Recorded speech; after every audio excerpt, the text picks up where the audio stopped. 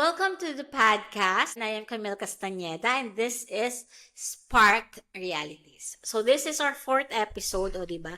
Pang-apat na linggo na and share ko lang sa inyo. Sa totoo lang, nung in-start ko si Sparked Realities, I am so inspired and sobrang happy ko until now. Sobrang happy ko na nagagawa ko to yung mga ganitong bagay. Pero, isi-share ko lang din sa inyo na very challenging po siya. Hindi siya ganun kadali. Isip ng topic, ano ba yung isi-share ko sa inyo, ano ba yung pwede nating pag-usapan. Totoo lang, or kahit minsan may skeleton na ako kung paano ko i-deliver sa inyo.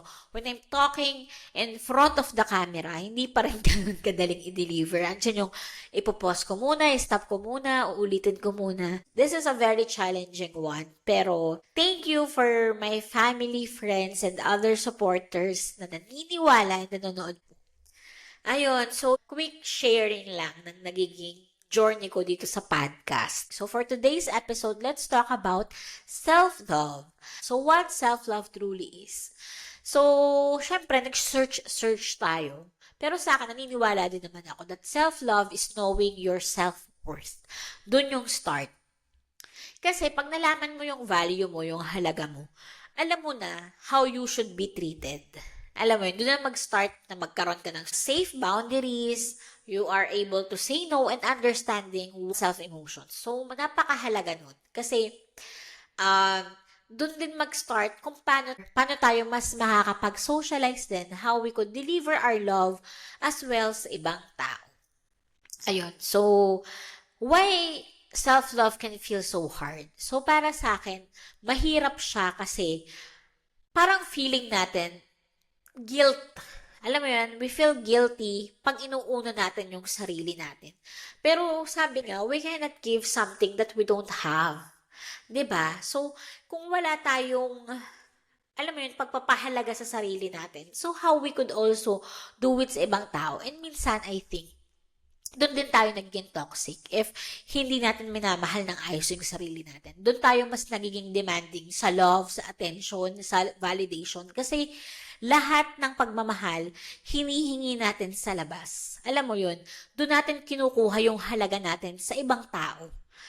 Sa trabaho natin, sa mga kaibigan natin, sa profesyon natin, sa mga mahal natin sa buhay, na tayo dapat sa sarili natin, mahal natin yung sarili natin. Like for example, alam mo yun, sabi nga, hindi, porket hindi ka minahal the way you want to be loved, is hindi ka na mahal.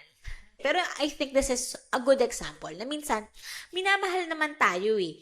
Kasi yun lang talaga, di ba may kanya-kanya nga daw love language, di ba? So minsan doon tayo nagiging toxic na parang, gusto ko nga ganito eh. Tapos hindi naman natin i-communicate ng ayos. Pero I think mas malelesin natin siya kung mahal natin yung sarili natin in our own way. Alam mo yun, na parang add up na lang eh. Add on na lang yung pagmamahal ng ibang tao sa atin.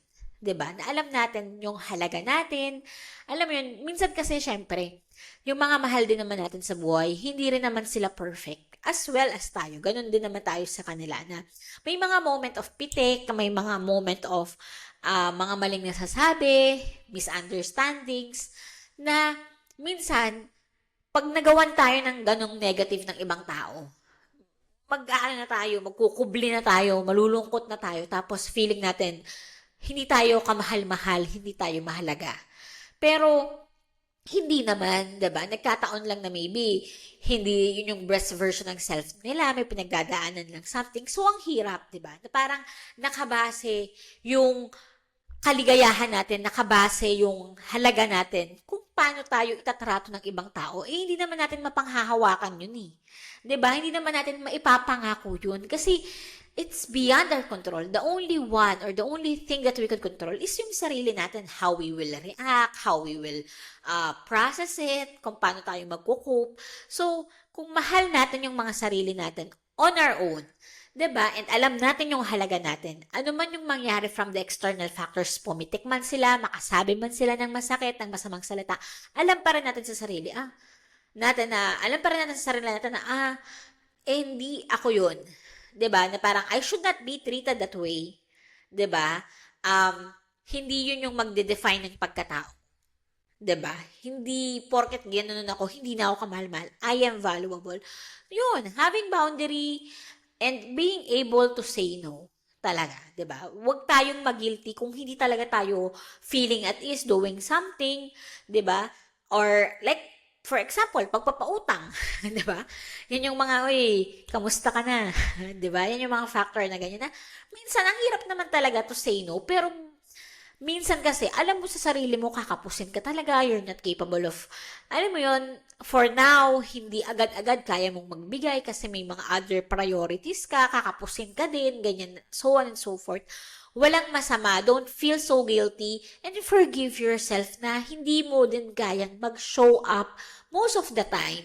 Kasi syempre, ikaw sa sarili mo, ikaw muna yung mag-show up sa sarili mo. 'Di ba? Na parang forgive yourself for saying no. Forgive yourself for having the boundary. Forgive yourself na, alam mo yun, hindi mo kayang mag-show up lagi.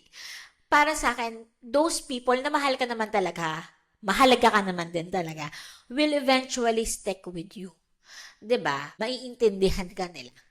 'Di ba? Hindi mo kailangan 100% laging nakalabas dyan para lang, alam mo yun, maramdaman mo yung value, yung halaga mo. So, yun. That is why it is hard because of those external factors, 'di ba? Yan. So, how practicing self-love changes your reality. So, para sa akin, napakalaki niyang factor. Like ako, sa akin ito, konting experience, ganyan lang. So, sa akin before, hindi ko rin alam alam ko, sabi ko nga, self-love ganyan. Dati nga, most of my friends are telling me na parang meron sila, and this one friend, naalala ko, sinabi niya sa akin na, alam mo, parang wala ka namang ayaw. Parang lahat naman you could entertain. Yung parang when it comes, hindi naman sa relationship, pero when it comes to friendship, ganyan. Yung parang, I could deal, parang wala akong definite na ayaw. Parang lahat okay sa akin. Hindi ko alam kung constructive ba siya or destructive. Hindi ko siya alam kung paano ko siya ipaprocess that time, kung good ba siya or bad.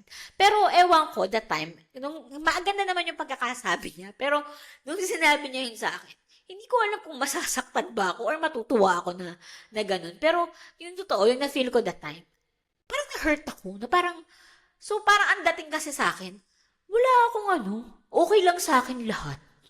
Pero siguro nasaktan ako kasi totoo. Oo, may ganun akong factor. Ano lang siya ha. Nito ko lang talaga na-process din kasi yung self-love. Oh, nito ko lang din kasi nalaman yung self-worth ko.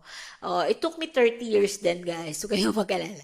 Pero yun, totoo naman na ganun. Na kung parang sa akin, parang kahit nagawan ako ng masama, minsan, hindi naman sa forgive, pero have boundary na, di ba? Parang alam mo na matuto ka na. Hindi mo naman kailangan sinaksakan, sige, saksakin mo pa ako ng isa, naiintindihan kita, mananaksak ka talaga. Hindi naman ganun, di ba?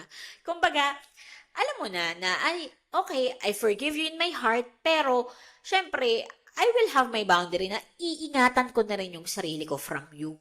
'Di ba? Or if I really feel toxic sa'yo, hindi ka talaga in line sa akin, wala namang matatapakang tao, or hindi naman nakakasira ng buhay, hindi ka naman masasaktan, I will have my boundary. Hindi na lang kita isasama sa circle of friends ko. 'Di ba? Hindi yung parang kung i-cater ko lahat. 'Di ba? Kahit alam mo naman sa sarili mo, uncomfortable ka. If alam mo naman sa sarili mo, hindi naman nakakasira. Wala namang buhay na masisira, wala ka namang natatapakan. Walang masama na unahin mo yung sarili mo. Alam mo yon, walang masama to have a standard kung anong mga klaseng kaibigan, anong klaseng komunidad, or taong mamahalin ang meron ka. Dati kasi, sa totoo lang ako, parang since wala nga akong ganong ka-understanding ng self-value ko. Alam mo yun, yung parang feeling ko, wala akong standard. Meron naman, pero I think hindi ganun. Parang feeling ko, ang arte ko naman. Pero sa totoo lang, it is good to have. And hindi siya selfishness, hindi siya kaartehan. Ang taas ko naman. Bakit? No. Kasi may reason kung bakit yun yung standard. 'Di ba? Alam mo naman yung basic of good and bad. 'Di ba? So, walang masama to have those standards, to have that boundary, to having say no, 'di ba? It is healthy para sa akin. Mas healthy siya na you could practice that kasi mas maganda rin yung nababalik mo sa mundo as you love yourself. Mas pure na yung love na nabibigay mo sa ibang tao. So yun, ganun ako dati. Hindi rin ako yung validation, yung love, hinahanap ko din siya from external factor. Alam niyo dati, gusto ko laging hindi naman kailangan araw-araw, pero gusto ko lagi nakaka-connect ako with other people. Gusto ko lagi may nakakausap ako. Doon ko kasi nararamdaman na, valuable ako, mahalaga ako. Kasi naaalala pa ako ng mga kaibigan ko, kasi I am still useful. Hindi ko fully naiintindihan that time, pero nung pinaprocess ko na siya, nung ko na-realize kung bakit ganun yung mga actions ko during that time. Hindi ko pala alam yung self-worth ko. Sa external factors ko siya kinukuha. Kaya, ganun ako. Nung napapractice ko na siya, alam mo yun, natutuwa ako sa sarili ko. Kaya kong mag-isa, kahit hindi kami constant nung talking ng mga friends ko, alam ko na, andyan lang sila. Ako kasi, siguro nga may void ako na gustong i-feel, 'di ba? So ngayon, hindi na. Nafe-feel ko na siya on my own, 'di ba? And syempre with God din naman talaga. And yun, sa sarili ko, mas napaprocess ko na siya, even though mag-isa ko. So, maganda rin. And yun nga, having standards, wala namang masama to have those, 'di ba? Na ito yung gusto ko, I feel at ease with this and that. Hindi naman ibig sabihin na ganun hindi ka na open sa other things, 'di ba? So, yun, having a good standard and boundary. Nung mas napapractice ko siya, alam mo yun, mas nafi-filter ko na din yung mga good and bad intentions. So, dati, since looking nga lang ako for validation sa ibang tao, hindi ko na rin ma-filter yung good and bad intentions. Minsan kasi, yung iba, they give you attention, hindi para mahalin ka, hindi para alagaan ka, or hindi para maging kaibigan sa'yo. Pero, ganun din sila. Self-fulfillment. Alam mo yun, yung parang, may feel lang din silang void sa'yo, ganyan. So, ang ganda na magkaroon ka din talaga ng self-worth, ng self-value, those boundaries. Doon yun mag-start eh. Alam mo yun, doon mo mapapangalagaan yung sarili mo pagka nagpa-practice ka na ng self-love. Para sa akin, napakahalaga niya kasi magagawa yung full potential mo in life. Sabi nga, self-love is not a destination. It is a journey. Self-love, it is very broad. Hindi lang naman siya in a mental way. Self-love also is eating healthy, doing exercises, socializing, prioritizing your dreams. Mahalaga in self-love is to have your me time. Having your me time in a way na minsan just reading a book, reading your Bible, alam mo yun, having that quiet time, kape-kape ka lang, tea, ganyan, thoughts, isip ka, 'di ba? Yun, self-love na yun eh, 'di ba? Na hindi ka lagi naguguluhan. So yun, simple ways to practice self-love. So yun lang, having those times to put ourselves first muna and know na valuable. So before we end this podcast, so yun, as we continue our journey, ayan, so let's practice self-love kasi as we love ourselves more, ganun din, mas maganda pa yung love na mabibigay natin sa mundo, 'di ba? And as we practice it, mas mapapangalagaan din natin yung sarili natin. Walang masama to have those boundaries, to saying no, and understanding one's emotions is a strength. Ayan. So again, thank you. Isang episode naman yung natapos. And let's end it with a Bible verse. Psalm 139:14. I will praise thee, for I am fearfully and wonderfully made. Marvelous are thy works, and that my soul knoweth right well. Ayan. So again, thank you for joining me and see you on the next episode.